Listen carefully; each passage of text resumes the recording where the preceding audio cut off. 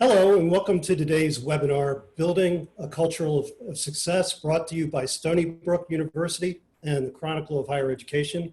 I'm Michael Anft, a contributor at the Chronicle. I'll be your moderator today.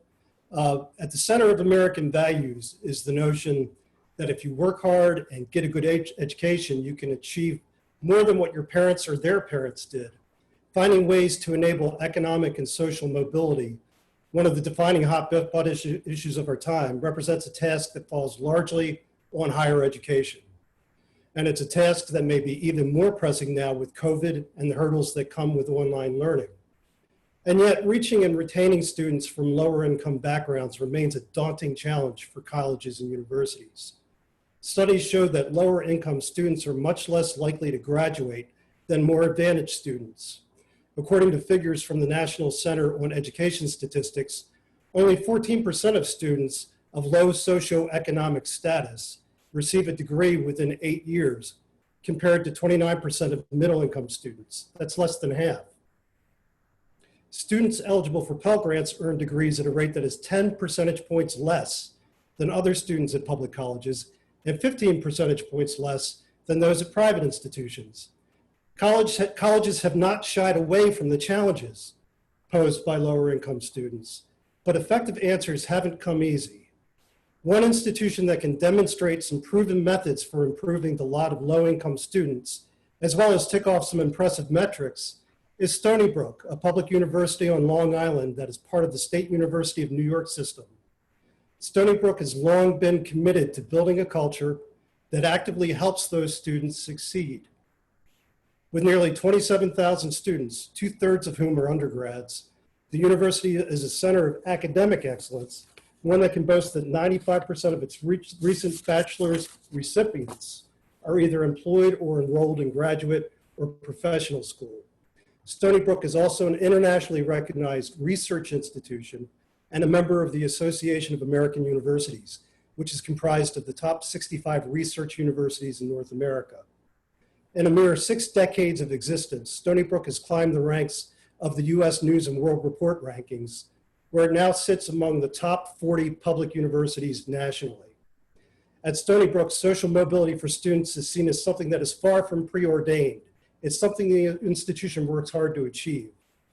The university has leveraged its resources to increase graduation rates and made academic excellence for all students a point of emphasis.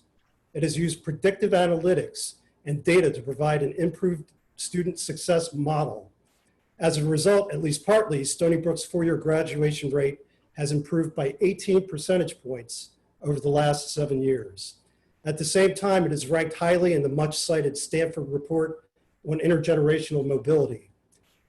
During this presentation, we'll talk in detail about how Stony Brook has developed a proven path toward upward advancement for students from low-income households, one that is far ahead of many of its better-funded public and private peers. And at the end of this webinar, we'll be answering questions from you, the audience, about the topic. Please feel free to send these along as our panelists speak during the next 45 minutes using the Q&A function on your Zoom panel. Around 2:45 or 2:50, we'll begin answering as many of those questions as we can. If we can't get to all of them today, our panelists will try to reach out to you via email. So please include your email address with your question. Okay, so today we're fortunate to have with us 3 experts in building a culture of success, eliminating equity gaps, and improving social mobility. First, we have Charles Robbins, the Vice Provost for Undergraduate Education and Dean of the Undergraduate Colleges at Stony Brook. He is also the Executive Director of the university's Center for Changing Systems of Power. Dr. Robbins has led Stony Brook's efforts to improve graduation rates and the quality of the undergraduate academic experience, and was the initial coordinator of the university's engagement in the UN Women's He for She campaign. Welcome, Charles. Thank you. Next, we have Rochelle Germana, the Associate Provost for Academic Success Undergraduate Education at Stony Brook, where she also teaches in the Higher Education Administration Master's Program.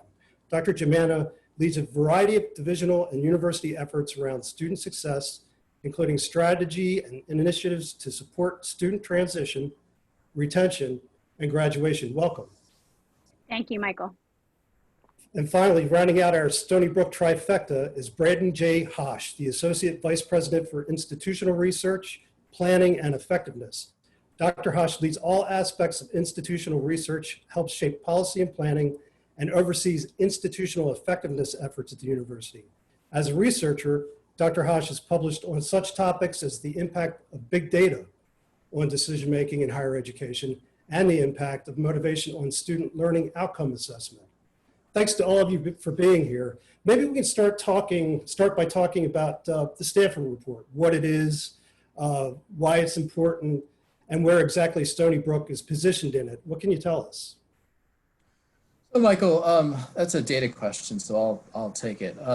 Raj Chetty and his research team at Stanford, and Raj has since moved, did a large study where they matched IRS records to the college records of students. And they found that students who attended Stony Brook University bucked the trend by those coming from the lowest quintile, made it to the highest quintile of income at higher rates than almost any other institution in the country. I think they ended up ranking us number 3.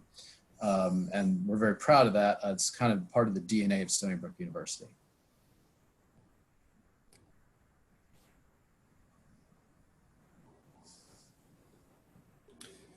Did you want to go into talking about graduation rates at Stony Brook and how they kind of reflect the fact that you're high? Sure. I mean, the next part of that is that our graduation rates reflect that trend. And a lot of this too comes out of what Charlie will talk about in terms of an intentional project for us to build upon the success for social mobility by improving graduation rates across the board. And what you see is that our freshman 4-year graduation rates over the past 7 years have increased by 18 percentage points.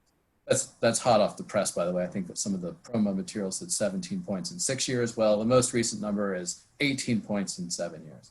And you actually see here on this particular slide, graduation rates were improving a little bit between 2002 and 2009, the entry period. But the real improvements happened over the past 7 years where we spent a lot of time intentionally focusing on this. And that'll be the discussion for the rest of the presentation. In terms of what this means for students, and I think that the student focus on this is of utmost importance. Over 2,000, in fact, 2,350 students, additional students graduated.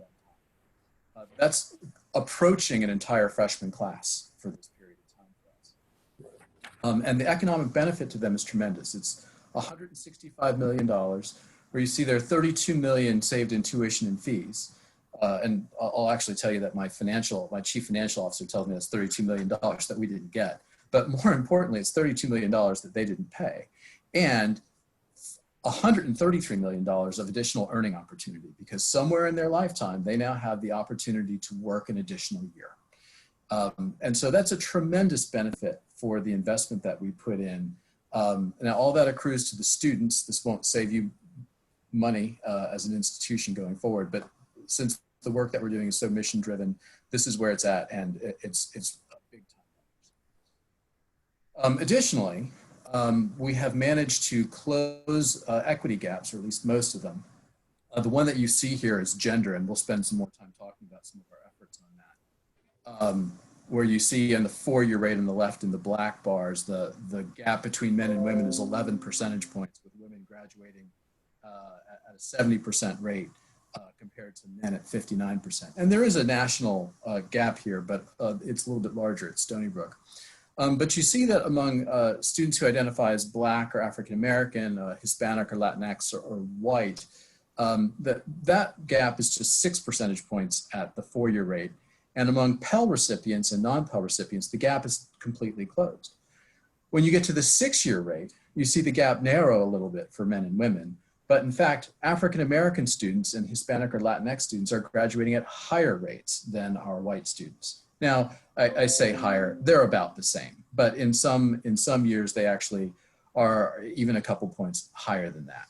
And then you see over here on the far right, the Pell gap, ours is inverted at Stony Brook. So in fact, our Pell Grant recipients do consistently graduate at higher rates than our non-Pell students. And a question that we get regularly about this is, well, gosh, your student profile improved over this period of time. And that's true. As a university, we've certainly had the opportunity to include students with higher and higher academic qualifications and backgrounds. But we're able to demonstrate that only about 5.5 points or so of the graduation increase, of that 18 percentage points, is attributable to their increased SAT scores, which went up about 60 points over the period. And their high school GPA rose from about an average of about 91 to 93.5 or so. But importantly, if you take a look on the right, and what we know is that high school graduation rates are much more predictive than SAT scores. Across almost every band of high school GPA, we saw a graduation rate improvement, which translates into this is a systemic improvement. It's not just an increase in the student quality. So you see up in the top band, the students with a 96 GPA plus, that graduation rate improvement went from 61% to 76%. And then you just sort of go down here from these bands, 93 to 95, went 57 to 67, so 10 points there. The next band down, again, a 10-point increase from 48% to 58%. And then the students with, still good academic qualifications, but, not right up at the tippy top, their increases were a bit more marked, going from 41% to 55% for those in sort of the B plus range. And those below the B plus range went from 32% to 45%. So all that is sort of an involved way of saying, we're pretty sure that we're able to demonstrate that this is an improvement in the system. It's not just us admitting better students. So with that, I want to turn it over to Charlie, who can talk about how we've done some of this. Or is this one of your slides, Shelley? I've lost Actually, track. Shelley. Shelley, this is you. Charlie, do you want to go back and talk a little bit about the project commitment? Okay. I mean, yeah, we don't have to go back with the slide. I'll just share some of what we were going to say with that. Thanks for the opportunity. So we're really pleased to be here to share this with you, and we thought it was important to review some of the principles, some of the overriding commitments that we made, and just really quickly, we committed to improve all student outcomes, and we were looking at both first to second year retention as well as 4-year graduation rate for all students. But overall, we committed to improve the quality of the undergraduate experience. So as it applies to academics, and that was a really important focus for us. The values that we used was that everything that we did was going to be student-centric. So the student was always at the center of the table in every discussion that we had. All of our discussions were data informed, so they were not just anecdotal or opinions. We used evidence-based practices. As Michael said in the introduction, we depend a lot on predictive analytics, much of which we get from Braden Hosh's organization. And we've employed, and this is based on my background and my science, the public health population health model, in really trying to employ both a prevention model as well as making changes one student at a time. And our goal really was, and I think we've accomplished this, to create a culture of success for undergraduate education at Stony Brook, which is not always the case in research-heavy universities. Shelley. So, as Braden and Charlie have spoken about with our success metrics, obviously the first question that many people ask is, well, how did you do it? What were some of the tangible things in place to actually move this forward? So I'm going to spend some time talking about that. One of the initial things that Charlie did was he created a very broad-based academic success team. So organizing this group with broad representation, you can see on the screen all of the different areas of director level and higher individuals that were essentially committed to meeting weekly. And Charlie's noted for his 7:30 a.m. meetings. So we were meeting at 7:30 a.m. every week, and there were lots of bagels. And I know, Braden, that you have an estimate on over 7 years or 8 years how many bagels we actually had. It was over 5,500 bagels. Yeah, over 337 pounds of cream cheese and butter, 250 gallons of coffee. And that's essentially what it takes to move your graduation rate. No, there's actually a lot more. But the bagels did help, and they kept people fed and engaged in conversation. And this is actually a lot of where our discussions about what we were going to do moving forward came out of. And one of the very first things that this group did was a systematic 360-degree review on policies and procedures that affected student success. The really important part about this is that the question that Charlie constantly posed to the group and really impressed upon the group was to put the student at the center. So what would we do, or how would we perceive policies, procedures, practices at the institution if the student was always at the center? I think sometimes what happens is that as policies and practices emerge over time, and as they sort of shape and shift and respond to different needs, it may be the case sometimes that what is in the best interest of the student changes, right? Or maybe is no longer at the center. And so that was really important for us to emphasize at every meeting.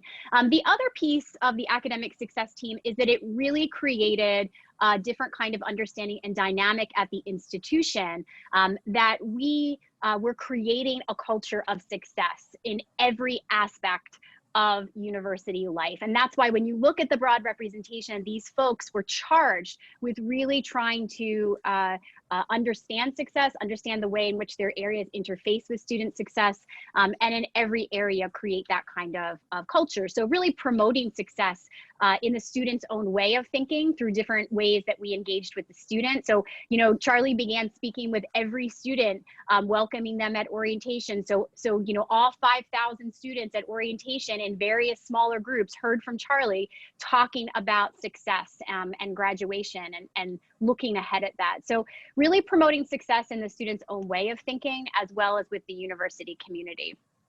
There were obviously other ways that we did that. So next slide, please. So this is essentially the methodology that we applied. And I'm not going to spend too long on it, but I think it's important for a particular reason, is that it provided a framework for the academic success team to essentially design, test, and implement change. So this is what we really would consider the PDSA cycle for learning and improvement. The plan, do, study, act is really the methodology, in my opinion, that the academic success team applied. I think some people are familiar with it, most notably in the auto industry, but in the education world, it can really be a model for identifying good practices. It's a continuous improvement model. There's an iterative aspect to it. So you can look at a problem, study it, make a change, evaluate it, continue that change that you've made, or do something different. And the thing that I think is you know, why I would encourage folks to look more into this or to think about this in your own institutions if you're not already, is that it allows for you to try things without getting stuck in immediate perfection. I think sometimes in higher ed, we're a little bit behind the gate because we want to make sure it's the exact right thing to do in that moment. And there's something really important about that.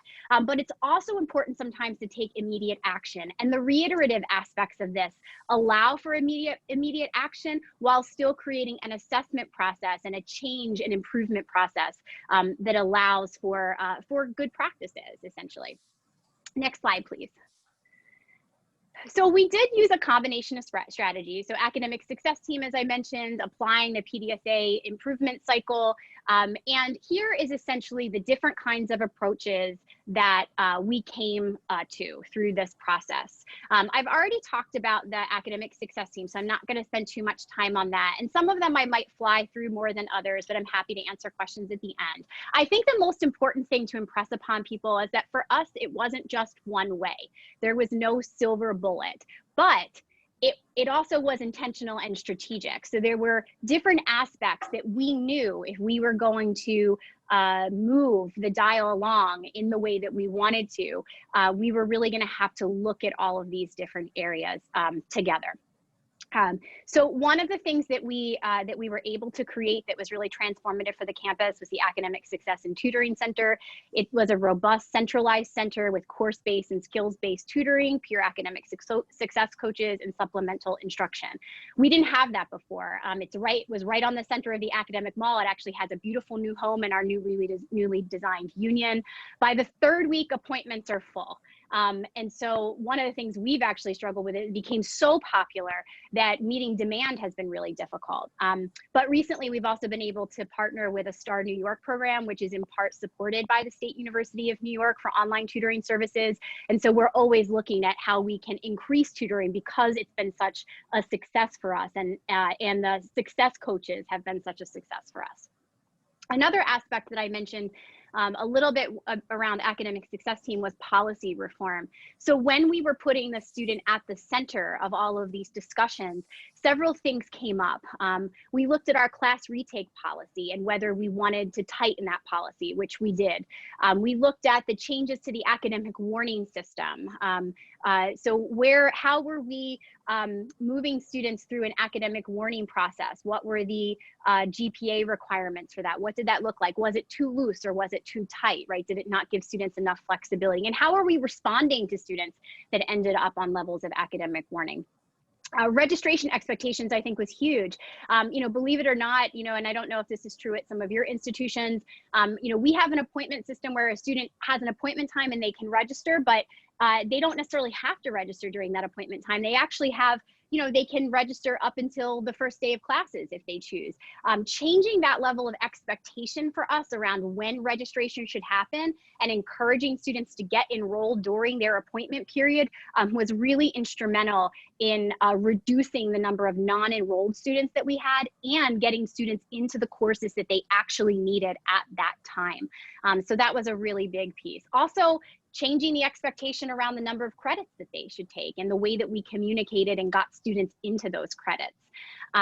We also, I would say, a really big thing for us, and particularly in one of the areas that I oversee around Finish in 4, was reviewing administrative barriers, not just in degree progress, but in the degree clearance process. So I think, again, if I'm, for folks that are looking for suggestions, if you haven't taken a look yet at your degree clearance process, so essentially the point from how a student applies for graduation or even right before that and then moves through that process, and the administrative aspects of it, you may want to take a look because very easily there are some changes sometimes that can be made that make all the difference as far as changing the number of students that are even moving through the process at one time. Courses. So I'm going to move on to courses, just again in the interest of time. So courses, class availability. We really began to understand and look at courses, look at the bottlenecks. So using course-based information to inform our success work was really important. So where were the bottlenecks? What courses had high rates of DFWs, engaging with academic departments and faculty and deans areas around those discussions became really important. And so we were actually able to make some real headway as far as class availability is concerned for certain courses, as well as with some of our DFW courses and some of the ways in which the curriculum was modified by the faculty to be more student-centered and more success-centered. Institutional research, which obviously we have our head of institutional research here, but I do want to give significant credit to Braden and his team because really under his leadership, the expanded role and mission of institutional research really provided a more in-depth support for success work. And so that has been a huge shift for us as far as our engagement with his team and what we have access to and the way in which we can then utilize that information as we move forward with students. Analytics. So this is probably, my favorite thing to talk about because as Charlie mentioned, we are data informed. We rely on predictive modeling, both in-house and third party. It has been huge for us as far as the way that it's informed what we do, how we do it with students. We do use the EAB Navigate platform and the mobile app. We mostly use that as a tool to engage with students and to coordinate our support across different areas, which has been really beneficial for us, particularly in our advising areas. But I would say that the really big thing for us has been the data accessibility aspect. So both that in-house data that we're getting from Braden and his team, as well as information out of EAB and the support that we coordinate across areas, the accessibility piece is different than ever before because it's in people's hands now. So if you have opportunities to put that information in people's hands on the ground to help influence advising strategies and outreach efforts, that becomes huge. So I always say, you know, we're essentially using data to help students one student at a time, but at scale. And that's really what the data accessibility piece allows us to do. I'm going to jump over to segmentation and just, Charlie's going to talk more about men, but I think the important thing when we're thinking about segmentation is that we did also identify certain groups who could use some additional outreach, so certain populations, based on what we know about student success specific to Stony Brook. So we would essentially bucket students and provide some customized outreach for those students based about what we knew in the data. Charlie's going to talk more about men and what we know about men, but we also did focus on particular GPA thresholds, as well as the number of credits that a student would have at various points. And so they were timed outreaches based on the population and also based on the type of indicator that we might be looking at. And then finally, and then I'm going to briefly talk about Finish in 4. So Braden, you can actually, if you want to flip to the next slide. So finally, advising. And I saved this until last because it dovetails a little bit with our Finish in 4 initiative. Advisors to me have always been our single most important people asset when it comes to student success. You know, we had some expansion of advising at Stony Brook. This is largely a group that is doing a lot of our outreach on the ground. So when I talked about the data accessibility, this is in large part the folks that are doing it.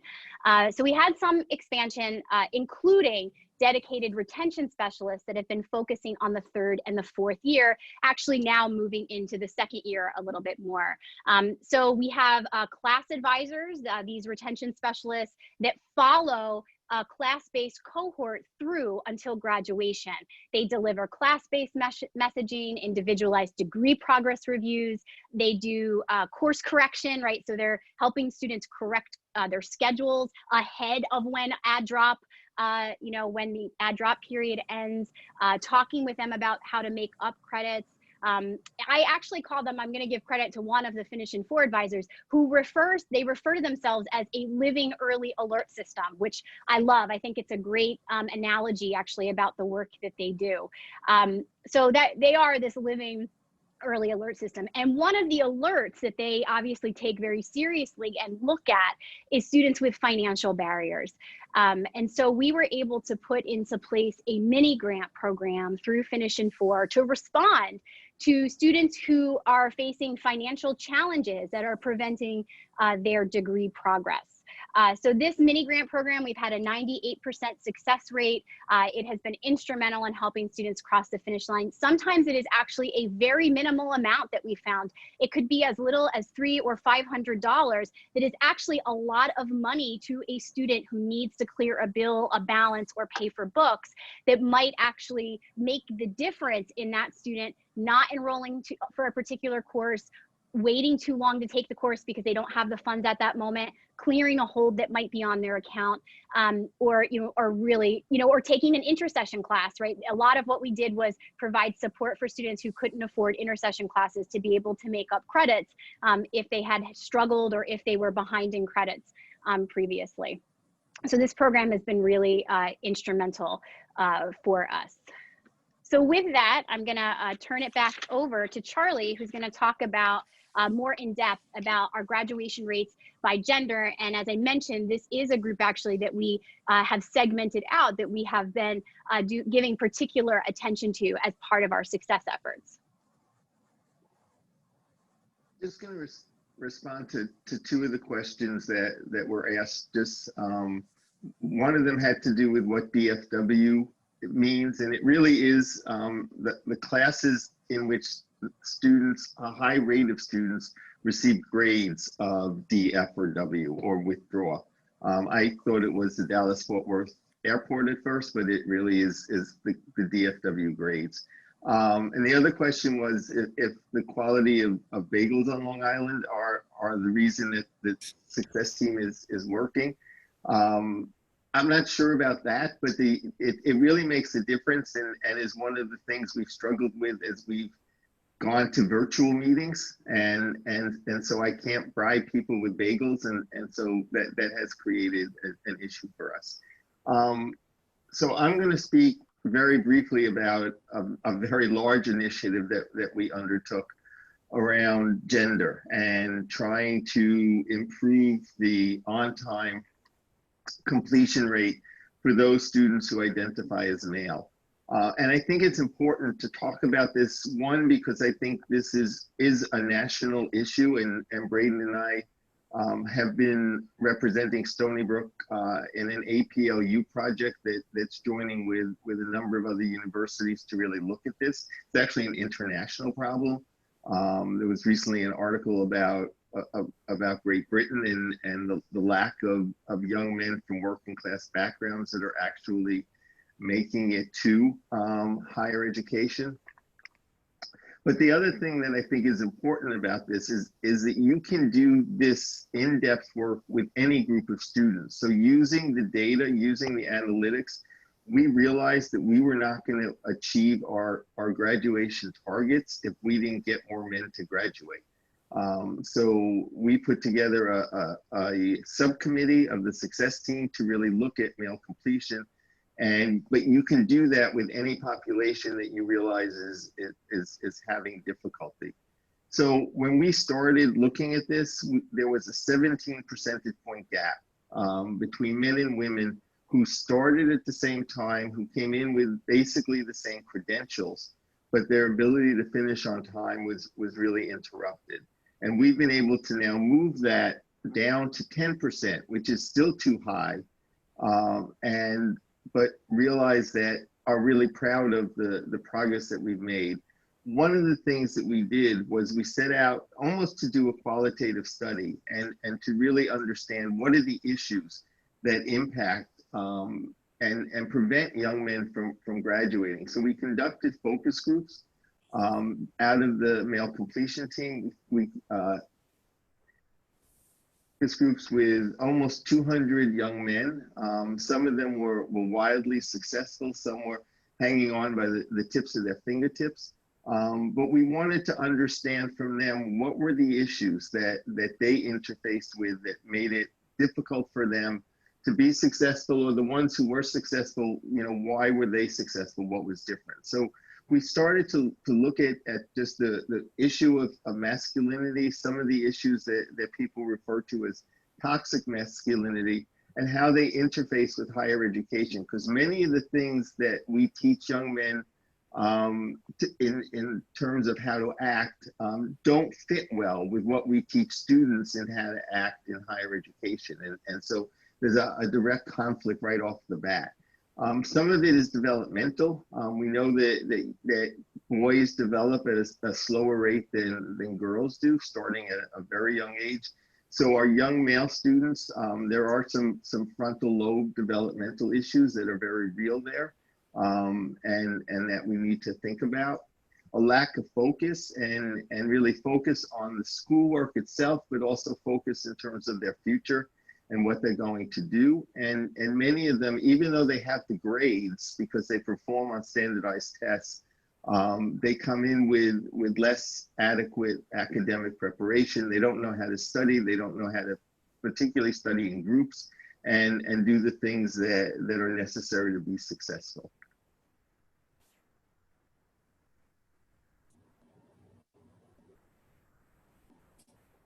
In talking, and many of these were raised by the young men themselves. An inability to deal with frustrations, an inability to delay gratification. And again, these are generalizations, but these are the things that the young men were telling us themselves. A much lower tolerance for debt and the financial realities of higher education than our women students. Students who come to Stony Brook have never experienced anything even close to failure before. So they were very successful while at home and in high school. And then they come to Stony Brook and they're just like everybody else, and they're not superstars anymore. And that has led to difficulties for them.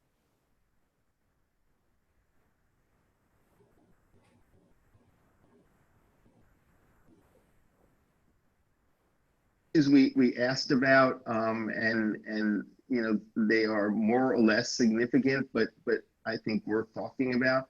The impact of alcohol and drug usage, and how that differs from women students, those who identify as women, and binge drinking, and really how that impacts the ability for students to do well. Immersive video games, we're not in any way knocking all video games, but there is something about immersive video games that the students become so preoccupied with that's really what they're involved in, and they fall back on their classes and really don't ability to separate themselves, the reality from the video games. The issue of pornography and addictive masturbation, and Braden hates when I put this slide in because that's all we end up talking about at meetings. But you know, it's something that has come up, and so we put it in. And an unwillingness and inability to ask for help. The same stereotype that has been around for as long as I've been alive, which is a long time. You know, that men won't ask questions, men won't ask directions. Now we don't have to, thanks to our phones. But it's the same thing with classes. The male students are less likely to ask for help. They don't even know that they can ask for help. They don't know how to ask for help. And making poor decisions, and I'm going to give you an example of that in 1 minute. Next slide, please.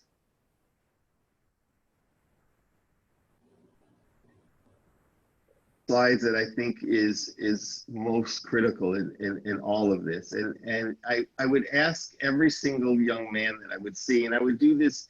I've been doing this for a long time when I see young men individually and ask them this question. So, who's a role model for you for what it means in my work, what I call a full-hearted man, but to be a good man in the 21st century? And it could be someone in popular culture, could be someone in their family. It could be a politician, and the reality is that most of the young men, the vast majority of the young men, are unable to come up with anybody. The fathers, and you know, that's not that large a number. They very rarely, you can count on one hand the number that mention their own fathers, which is very sad to me. As a father and grandfather, that's a very sad fact to me. I think it also, though, on the positive side, really, if we connect with young men, if we connect between mentors at the university and some of these young men, these young men can turn it around.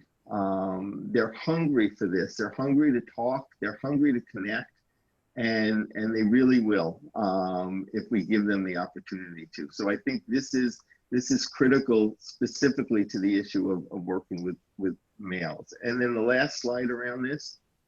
So this goes back to the question that was asked earlier about, or the comment that men made in the groups about making poor choices and decisions. This came early in our work, and came from one particular student in one of the first focus groups. And when he raised it, all the other young men in the group just resonated. They got what he was talking about. And so I then have now used this in every subsequent focus group and asked the question. And so the young man himself raised the question. He had, if he had an organic chemistry midterm the following day that he really needed to do well on, and he really needed to study for, but he had the opportunity to potentially go out and maybe have a sexual liaison with somebody, what would he do? Would he study, or would he go out with either the man or the woman to pursue a sexual connection? And overwhelmingly, hands down, I don't think, you know, we need to take a poll, because I think people know where this is going to come out. They said that they would go to pursue the possibility of a sexual connection, and maybe then later on have the chance to study. When I then took it to the next level and said that essentially they are likely not going to be able to have sex, and they're also then going to not do well on the test because they're not going to have a chance to study. It didn't dissuade them at all. They said that they would still be pursuing that. And this raises a question about the way they're thinking and the way they're processing and making choices that, and this is judgmental, but many of us would feel that we need to do better at.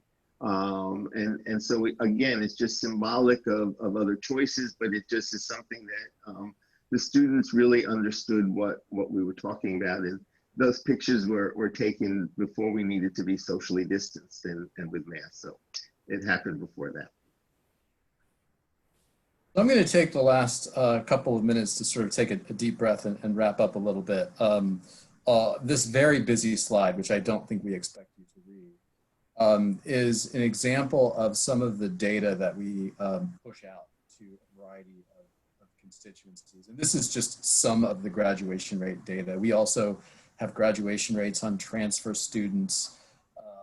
We have a special metric on juniors and a variety of other sorts of things. But the main point of this is that we have made information broadly available to people, not the least of which to sort of remove the excuse, oh, I don't know what's going on. Because often we've been telling people that there are issues and they didn't focus on them. So pushing this detail, this level of detail out is important.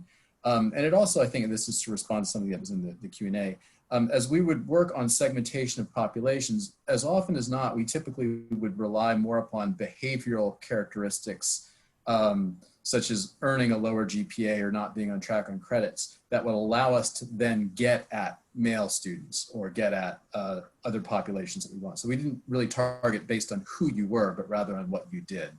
And that was sort of an important distinction. We still do that now. In fact, one of the alerts that filters into our system is looking at how students are progressing through Blackboard in their first couple of weeks and then their next few weeks. And that's highly predictive, we have found.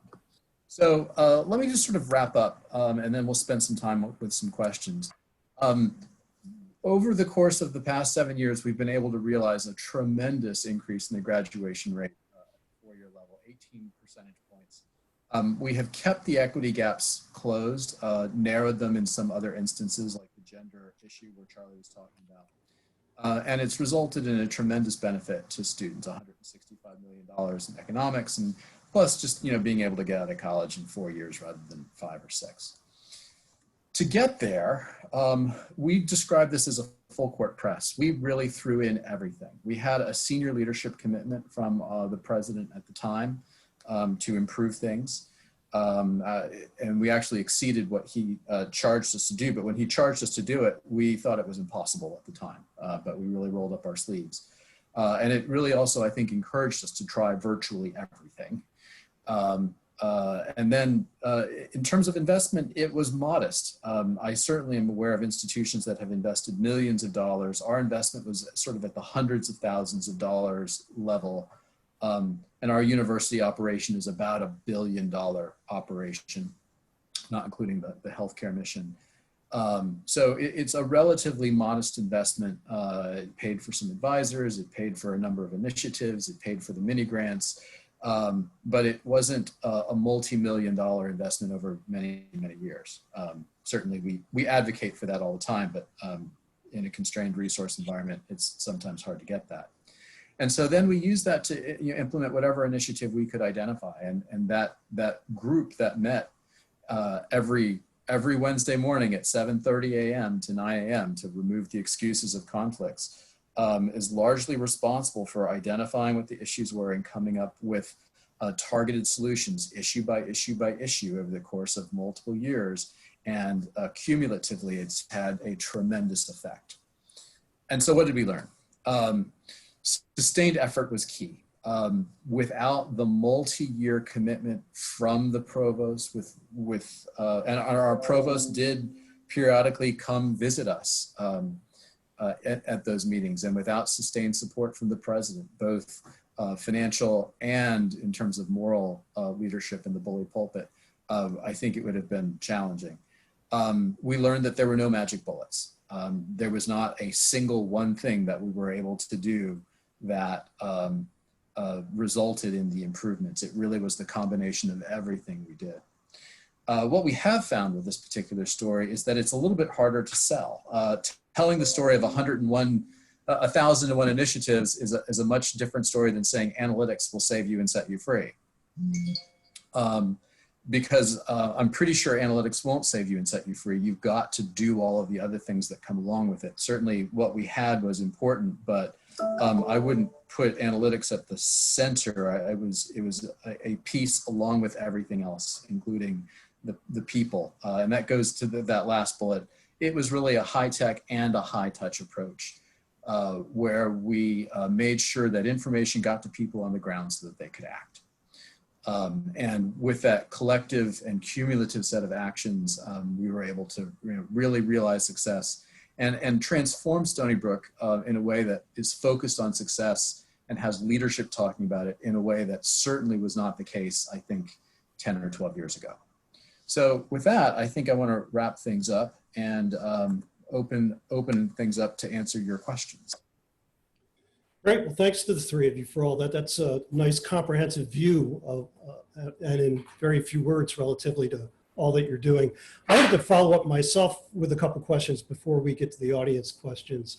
I'm curious in regards to advising whether you do any interventions early, particularly in the first year, that might help in terms of creating more opportunities for social mobility for the students.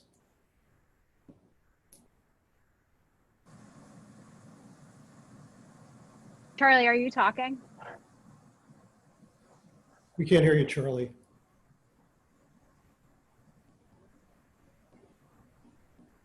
Yeah, I think Charlie's microphone has failed. Anybody else want to speak to that, or do you? Shelley, do you want to take it? Sure, I can talk about it. I mean, one thing that that Stony Brook had been doing was around their Stony Brook Strong program, which was a first generation program that was in partnership with campus residences for many years. So that had been one initiative that we had been involved in. Also our EOP program, which I think is probably, we would want to hear more from Charlie about that since he directly oversees that program. But that program in particular has been, at the forefront of engaging our students, from lower socioeconomic backgrounds, and really has a good success rate as far as, moving students forward, both academically and socially, because it's really a holistic advising, counseling, mentoring program. So Charlie, is your sound back? I hope so. Okay. Yeah. So I missed some of what you were saying as I was trying to fix the technology, but I think that we view the first year as critically important. But I think one of the things that's important to say is that part of what we were doing that I think so many other schools were doing also was we were so focused on the first year that we were losing sight of what happened after that, and we really started to understand the importance of really that continuity and staying engaged with students and really watching them across their full academic career if we wanted them to be successful. Charlie, I had one for you, another one for you. You're talking about colleges looking into the issues surrounding males and why the completion rates are lower. Is that something, that's not something Stony Brook's doing on its own, right? I mean, I imagine there are other colleges around the country who are also looking into this. Are you partnering with them? Do you have some kind of research arrangement or information sharing going on?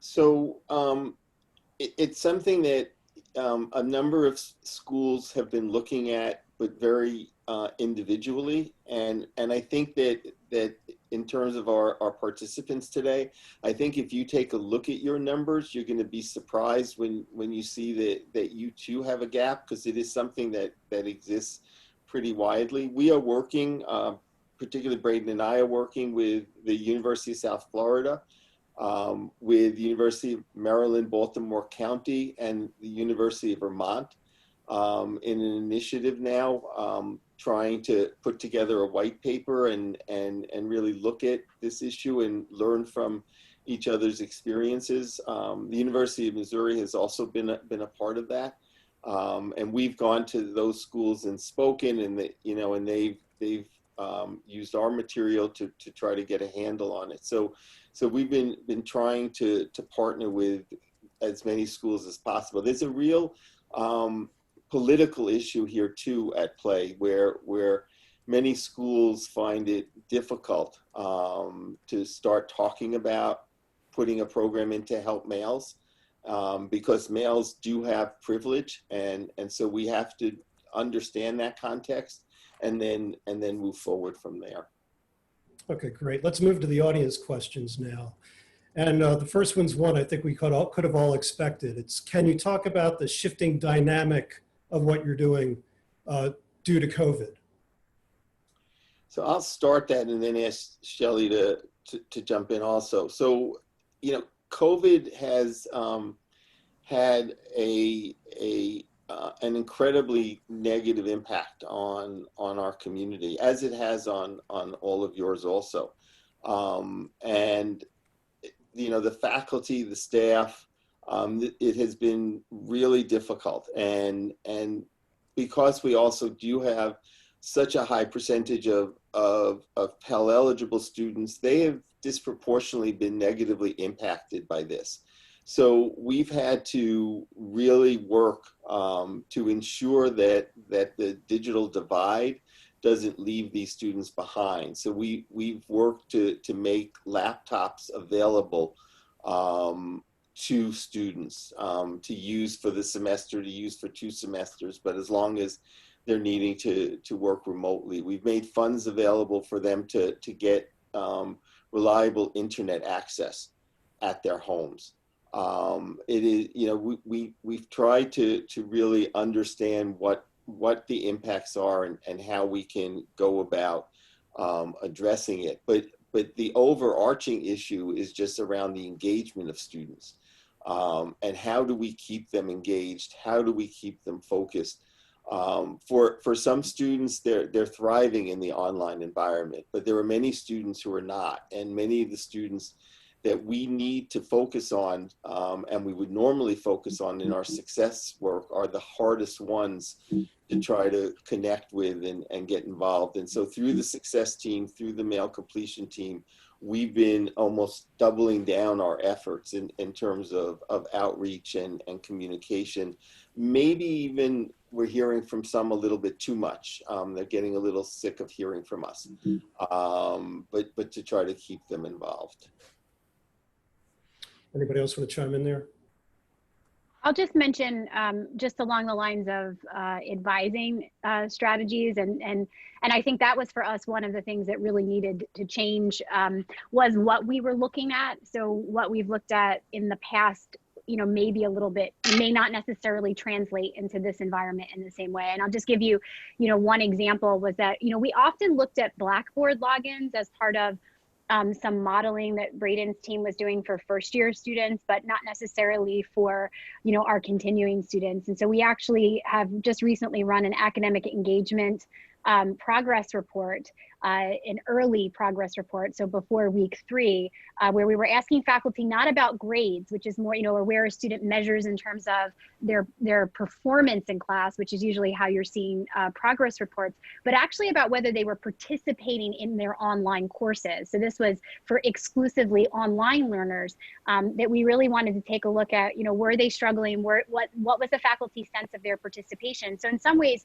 our strategies had to change a little bit differently, and what we're asking faculty and what data we're looking at, and what sense we might make of indicators that may not have been the same indicators we were looking at before. Okay, we've got some questions on advising here. I'm going to bundle them up. One person asked, do you use quote unquote intrusive advising? Someone else asked, do you utilize professional advisors, or is advising a duty of the faculty? And whether you're trying to control costs and how that plays into your success. So again, I'll start it and toss the ball over to Shelley. So we, every day, all we're doing is talking about costs and trying to address the needs of students at the same time, realistically understanding the financial picture that the university and the state are in now. I mean, we weren't in good shape before, we're in worse shape now. So it's a major issue. We are primarily a professional advisor model. We have a new president who just started, and she's very interested in moving more toward engaging faculty. And so we'll, look at that and work with her and move in that direction. But our ratios are more than twice the nationally recommended numbers. And we have been lobbying for more advisors for almost a decade now, or a little over a decade now, to try to move that forward. And just in terms of the other thing, and then I'm going to ask Shelley to answer in more depth, we absolutely have moved to a more intrusive advising model. I mean, I think what we used to do was wait for the student to come to us. And if they did, fine. If they didn't, that was fine too, but it wasn't fine for the student. So we are now being much more intrusive in terms of outreach and texting and using all the technology and social media that we can to connect with students. Shelley? Yeah, I was going to say, in terms of the intrusive advising, that we've been referring to it now as a proactive advising, because I think it in some ways, like, it resonates a little bit more with students too if they hear that. But I think our first year academic program, the undergraduate colleges, has that's always been the model for that particular group. It's been highly proactive. It's an assigned advisor, professional advisor model. And our Finish in 4 program over the last several years that we've had has really mobilized that idea of proactive outreach. So we are always looking at student credits, looking at their the courses that they're registered in. We're doing individualized degree progress reviews on class cohorts of over 2,700 students, almost 3,000 students at some times. And as Charlie said, are they enrolled? What courses are they enrolled in? How many credits do they need? Is it on track for their degree? All of those kinds of basic things, but we're doing it on an individualized student level at scale. And to Charlie's point about our ratios, and I know that was a question that had come up from a few folks, I think, I wouldn't necessarily say that we are a highly resourced advising university. I think there are some universities that have much more resources in terms of the number of advisors to students. I wouldn't necessarily say that that's us. I think we have high quality professional advisors and a high quality advising program. And because we're able to be strategic, we've been able to do what we've been able to do. But there are also limits, right? Because at a certain point, there are other things I think we could do that we're not able to do with the numbers that we have. But I think that's a lot of where we've had to get more creative and more strategic because we don't necessarily have the numbers that align with the number of students that we have. Do you use career coaches in your retention strategies? Is that part of the landscape there?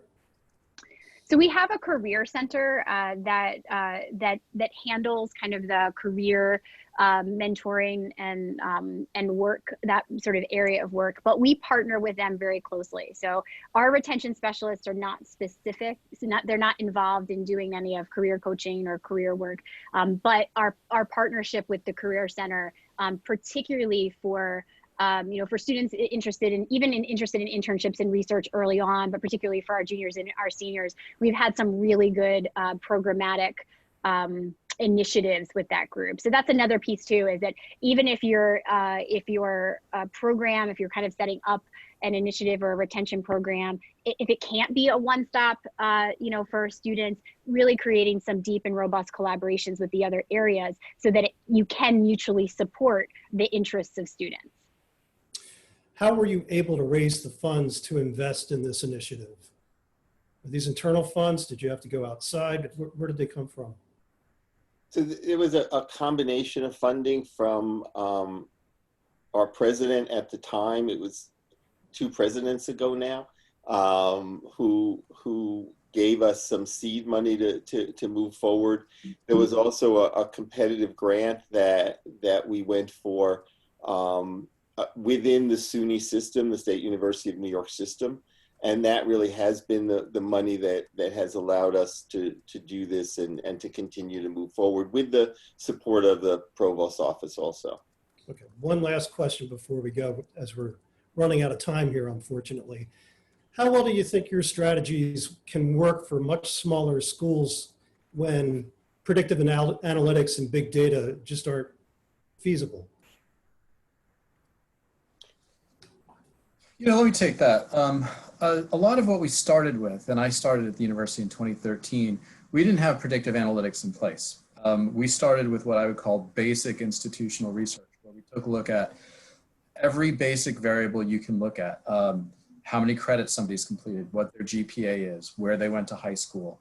And we connected that with our graduation rate data that we had to prepare anyway for IPED. So you take the normal things you have, race, gender, ethnicity, and link onto it additional factors that you have, and then start to run those analyses. And with simple pivot tables, we got to some answers relatively quickly, because the university had not been focusing on students who had a GPA between about 2.2 and 2.6, 2.7. In fact, those students kind of just made it, through their whole academic career with nothing much happening to them. And as a result, it took them a long time to graduate because they were flying under the radar. So that was something that we took on really early, and you don't need a big investment to be able to do that. Well, great. Thanks to the three of you. It's a fantastic presentation. Very, very well done. Thanks so much for your time and all your hard work on this important issue. Anybody wants to get in touch with these three, you have the information right there on the screen. Copy it down.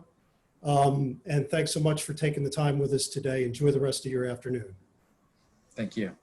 Thanks.